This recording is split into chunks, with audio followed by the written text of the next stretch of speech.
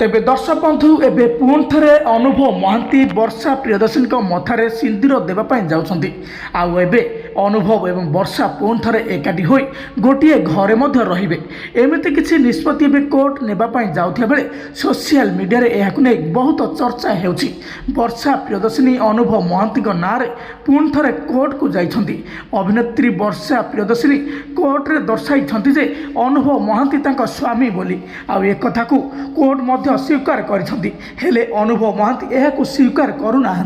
अनुभव Mahanti social media रे आसी वर्षा को बहुत कथा कहते आमर डिवोर्स हैला परे तमे पुणी थे कहीं मते काठगड़ा को टाणुच कौन पाई मते स्वामी बोली कहूछ एमती बहुत किसी कथा सोशल मीडिया रे वर्षा प्रियदर्शनी को कही जाइछंती अनुभव महांती। हेले वर्षा प्रियदर्शनी ताक जिद रे अटल अछंती से एबे भी अनुभव महांती को स्वामी बोली कहउछंती। एमती किसी कथा एबे सोशल मीडिया रे देखिया पाई मिलथिया बेले एबे वर्षा एवं अनुभव पुणी थे कोर्ट को दौड़ुछंती आ कोर्ट रे आज निष्पत्ति हेबा पाई जाउछि वर्षा प्रियदर्शनी स्वामी अनुभव महांती कि नाही। हेले एबे जहाँ सूचना मिली वर्षा प्रियदर्शनी वकिल जहाँ कहते वर्षा प्रियदर्शनी स्वामी एबे भी अनुभव महांती अछंती आ आगको मध्य रहिबे आ ए खबर सुनला परे वर्षा प्रियदर्शनी फैंस माने मध्य बहुत खुशी अछंती काहेकि समस्ते एबे भी चाहूछंती वर्षा एवं अनुभव पुणी थे एकाठी हुंतु।